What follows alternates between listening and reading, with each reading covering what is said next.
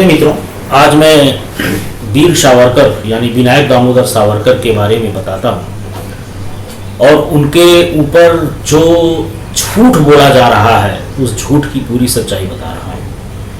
पहला झूठ ये बोला जाता है कि सिर्फ विनायक दामोदर सावरकर ने माफ़ी मांगी। दूसरा झूठ ये बोला जाता है कि विनायक दामोदर सावरकर को अंग्रेज 60 रुपये पेंशन देते थे।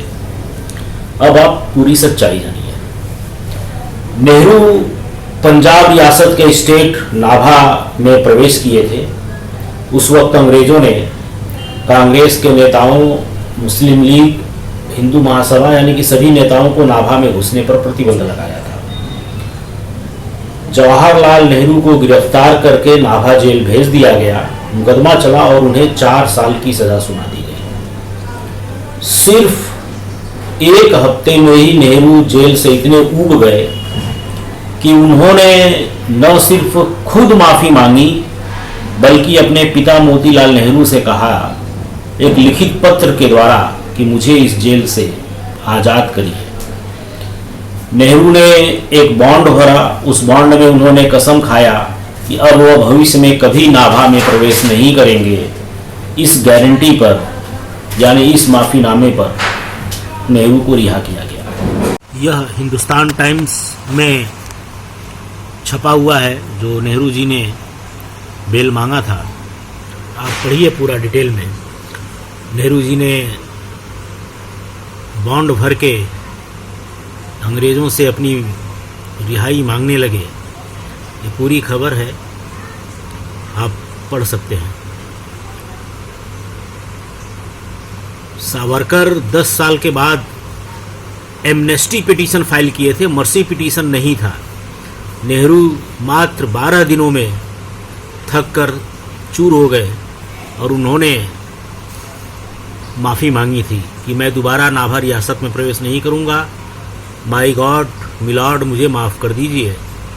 ये हिंदुस्तान टाइम्स की है। Nehru's Nabha jail order lost in past. आप ये पूरी डिटेल पढ़ सकते हैं। और जब रिलीज़ हुए थे तब पंडित मोतीलाल नेहरू क्या लिखे, I am happy outside in the jail as you are in it. मतलब बेटा तुम जेल से बाहर आए, मैं तुम्हें बाहर देखकर बहुत खुश हूँ। और अपने नालायक बेटे को छुड़ाने के लिए मोतीलाल नेहरू जो कायर जवाहरलाल थे, आज कांग्रेसी सावरकर के बारे में बातें करते हैं लेकिन कभी नेहरू पर कुछ नहीं बोलते। ऐसे ही महात्मा गांधी को जब असहयोग आंदोलन में गिरफ्तार किया गया था, हालांकि महात्मा गांधी ने असहयोग आंदोलन चौरी चौरा कांड के बाद बीच में ही बंद करने का ऐलान किया था। उस वक्त असहयोग आंदोलन अपने पीक पर था। फिर गांधी जी को 6 साल की सज़ा सुनाई गई थी। गांधी जी ने अपने स्वास्थ्य का हवाला देकर अपनी पत्नी के तरफ से वायसराय के पास एक याचिका भेजी कि मेरा स्वास्थ्य खराब है, मुझे जेल से बाहर निकाला जाए।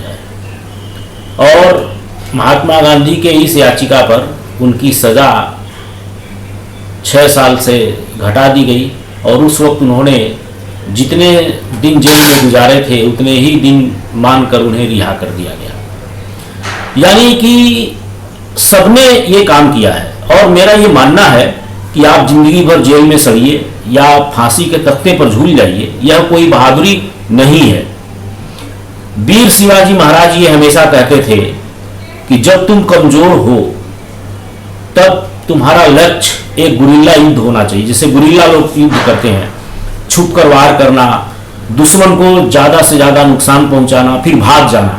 और यदि दुश्मन तुम्हें पकड़ ले तब तुम दीनहीन बनने का नाटक करो, माफ़ी मांगो। दुश्मन की कैद से आज़ाद होना तुम्हारा सबसे बड़ा मकसद होना चाहिए।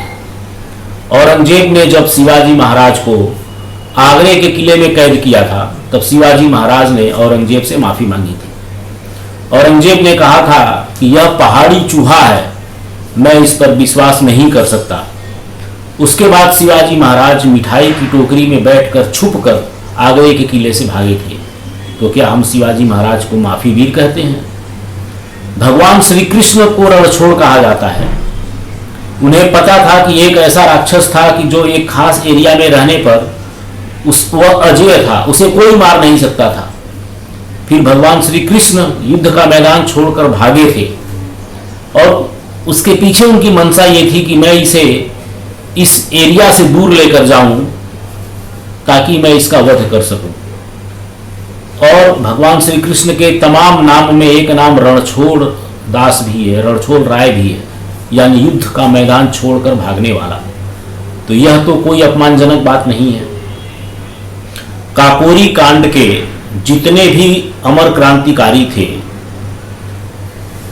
उनमें से 6 क्रांतिकारियों को अंग्रेजों ने मौत की सजा यानी फांसी की सजा सुनाई थी। उसमें राम प्रसाद बिस्मिल, अशफाक उल्लाह खां, ठाकुर रोशन सिंह, राजेंद्र लाहिड़ी जैसे लोग थे।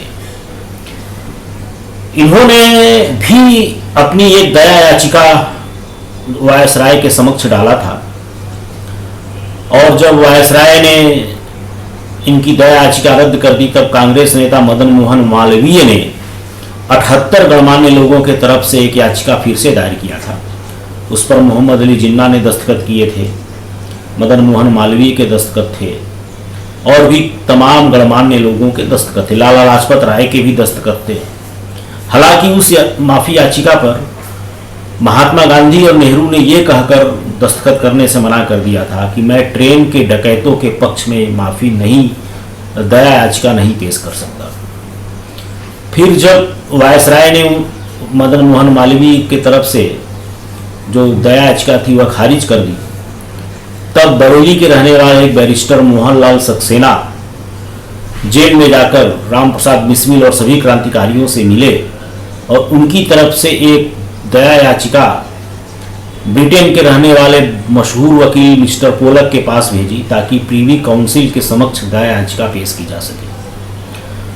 ब्रिटिश राज में जब अंग्रेजी अदालतें किसी को कोई सजा सुना देती थीं और यदि वायसराय, भारत का वायसराय उस सजा पर रहम करने से मना कर देता था, तब एक अंतिम उपाय ये होता था कि ब्रिटेन की प्रीवी काउंसिल में अपील करना।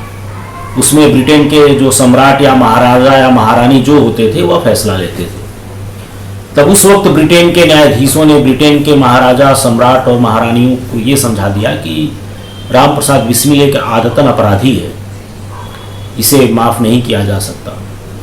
और अंत में अंग्रेजों ने सभी क्रांतिकारियों को फांसी की सजा सुना दी। लेकिन हम इन सभी अमर क्रांतिकारियों को नमन करते हैं, हम इन्हें कभी माफ़ी भी नहीं कहते। विनायक दामोदर सावरकर को जो 2 जन्म काले पानी की सजा दी गई थी और इतिहास में विनायक दामोदर सावरकर पहले और अंतिम व्यक्ति थे जिन्हें 2 जन्म काले पानी की सजा सुनाई गई थी। और जब उन्हें 2 जन्म काले पानी की सजा सुनाई गई थी तब वह हंसने लगे थे और हंसते हुए उन्होंने कहा था कि मुझे खुशी है कि अंग्रेज अब हिंदू धर्म को मानने लगे हैं, क्योंकि सिर्फ हिंदू धर्म है जो पुनर्जन्म पर विश्वास रखता है। तो उनकी सजा में एक ये बात था कि ये कुछ सालों के बाद अपनी सजा के खिलाफ अपील कर सकते हैं या अपने लिए रहम का याचिका दायर कर सकते हैं। और विनायक दामोदर सावरकर के दोनों भाई उसी जेल में बंद थे और यह बात उन्हें वहां जेल में जाने के बाद पता चली थी। और मुझे अफसोस होता है कि इंदिरा गांधी और राजीव गांधी तक कांग्रेस के नेताओं ने वीर सावरकर की बहादुरी का बखान किया। इंदिरा गांधी ने तो सावरकर ट्रस्ट के मुख्य ट्रस्टी को एक पत्र लिखकर विनायक दामोदर सावरकर के बहादुरी की तारीफ की थी। लेकिन सोनिया गांधी के सलाहकारों ने ये उन्हें समझाया कि आप विनायक दामोदर सावरकर पर हमले करिए, इससे आपके वोट बैंक बढ़ेंगे, यानी मुस्लिम वोट बैंक बढ़ेंगे। मुझे याद है कि इतनी घटिया राजनीति मैंने कभी नहीं देखी कि एक अमर क्रांतिकारी के ऊपर इस तरह से हमले किए जा रहे हैं। उसके बाद विनायक दामोदर सावरकर की जो दया याचिका थी, वह दया याचिका सभी उस जेल में बंद जितने भी कैदी थे सबने दी थी। कई कांग्रेस के नेता, हालांकि कांग्रेस के नेताओं ने कभी एक लाठी नहीं खाई, सिर्फ लाला लाजपत राय एक अपवाद थे। इसके अलावा मुझे नहीं लगा कि कांग्रेस के नेताओं को अंग्रेज़ों ने मारा हो, अंग्रेज़ों ने उन्हें फांसी दी हो। इतिहास में एक भी कांग्रेसी नहीं है जिसे अंग्रेजों ने फांसी पर लटकाया हो। इतिहास में एक भी कांग्रेसी ऐसा नहीं है जिसे अंग्रेजों ने आजीवन कारावास की सजा सुनाई हो, क्योंकि यह कांग्रेस अंग्रेजों की सबसे बड़ी दलाल हुआ करती थी। एक सेफ्टी वाल्व का काम करने के लिए एक अंग्रेज जो इटावा का जिलाधिकारी था, A.O. ह्यूम, उसने कांग्रेस की स्थापना किया था। तो बात ये आती है कि सावरकर ने जो अपना माफ़ीनामा दिया है, मैं पूरा माफ़ीनामा डालता हूँ, उसमें उन्होंने अंग्रेज़ों से अपने किए पर माफ़ी नहीं मांगी है, बल्कि उन्होंने ये कहा है कि मैं एक कैदी को दी गई शक्तियों का उपयोग करते हुए मैं याचिका दायर कर रहा हूँ।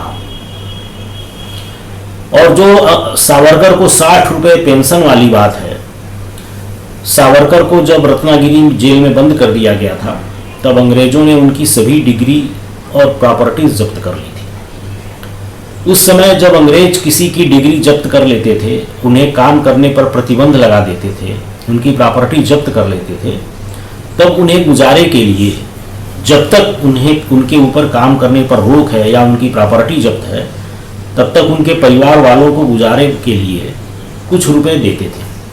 और अंग्रेजों ने ये मदन मोहन मालवीय के को भी दी थी जब उनके काम करने पर रोक लगी थी। अंग्रेजों ने बहुत से लोगों को दिया था। तो अंग्रेजों ने सावरकर के परिवार को 60 रुपये का दिया था पेंशन, 5 सालों तक दिया था, तब तक जब तक सावरकर के काम करने पर रोक थी और उन्हें प्रॉपर्टी उनकी सीज की गई थी। और आप गूगल पर सर्च कर लीजिए, अंग्रेजों ने कई कांग्रेसी नेताओं को भी यह पेंशन दी है। और ये पेंशन कोई जीवन भर के लिए नहीं होती थी, ये तब तक होती थी जब तक कि उनकी प्रॉपर्टी या तो जब्त हो या उनके काम करने पर रोक लगी हो। लेकिन इस पर विवाद कभी नहीं हुआ। सबसे पहले कांग्रेस के एक नेता ने इस पर विवाद शुरू किया कि, और इतना झूठा कि अंग्रेज तो सावरकर को 60 रुपये पेंशन देते थे। हद है यार। इस जमाने में जब हर आदमी के पास स्मार्टफोन है, सबके पास इंटरनेट है, तो तुम्हारी झूठ लंबे समय तक नहीं टिक सकती। उस झूठ का पर्दाफाश होना तय है। और मैं बता दूं कि आप लोगों ने शायद जावेद अख्तर का नाम तो सुना ही होगा। थूक की दुकान, चलती फिरती थूक की दुकान, जो थूक, तो ये जावेद अख्तर के परदादा मौलाना फजल हक खैराबादी, जो उत्तर प्रदेश के सीतापुर के खैराबाद कस्बे के रहने वाले थे, उनके बारे में भी तमाम मुस्लिम वेबसाइट ये झूठ फैलाती हैं कि वह ज़िंदगी भर अंडमान जेल में बंद रहे, उन्होंने कभी माफ़ी नहीं मांगी। अब मैं आपको सच्चाई बताता हूँ। यह मौलाना खैराबादी देशभक्त नहीं थे, यह अंग्रेज़ों के दरबार में नौकरी करते थे। इन्होंने पहले बहादुर शाह जफ़र के दरबार में नौकरी किया, फिर जब अंग्रेज़ों ने बहादुर शाह जफ़र को हटा दिया, फिर ये अंग्रेज़ी सरकार में नौकरी करने लगे। उसके बाद जब अंग्रेज़ों ने तुर्की के खलीफा यानी ओटोमन साम्राज्य पर हमला किया, तब मौलाना खैराबादी के अंदर का जो देवबंदी इस्लाम है वह जाग उठा और उन्होंने जोश में आकर, आवेश में आकर अंग्रेज़ों के खिलाफ एक फतवा जारी कर दिया कि भारत के हर मुसलमान का कर्तव्य है कि वह अंग्रेज़ों पर हमला करे। उस फतवे की आगे की लाइन आपको कभी नहीं बताई जाती। फतवे में आगे लिखा है, क्योंकि अंग्रेज़ों ने हमारे खलीफा पर हमला किया है। यानी कि मौलाना खैराबादी की देशभक्ति भारत भूमि के लिए नहीं थी, मौलाना खैराबादी की देशभक्ति तुर्की के लिए थी। फिर अंग्रेज़ों ने मौलाना फजल हक खैराबादी को जेल में अंडमान निकोबार में भेज दिया।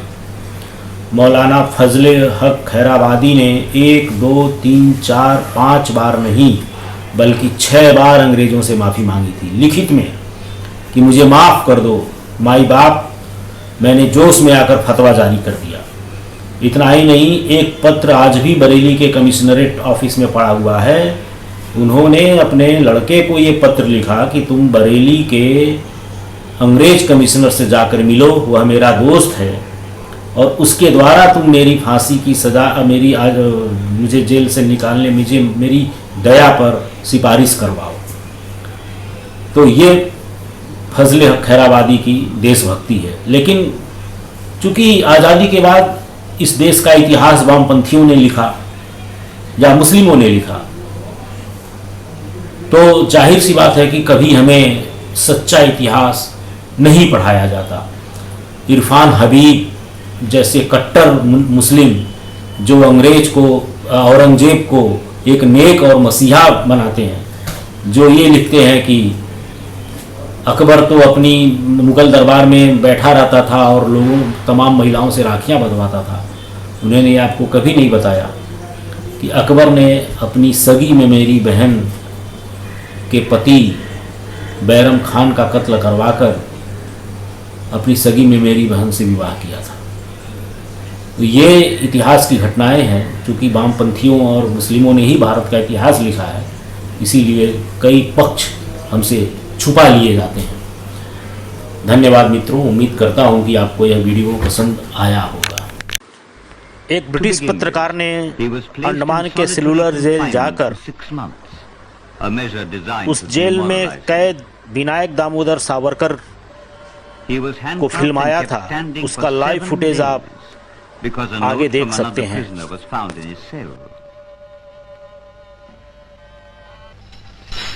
One form of punishment for rudeness to a jailer was to have to extract 30 pounds of oil a day. Savarkar was only one of hundreds of revolutionaries who suffered inhuman treatment. He scratched poems on the walls. Because the walls were periodically whitewashed and the poems he wrote were obliterated, he committed them to memory. A prodigious task, for he composed more than 10,000 verses during his years in jail in the Andaman.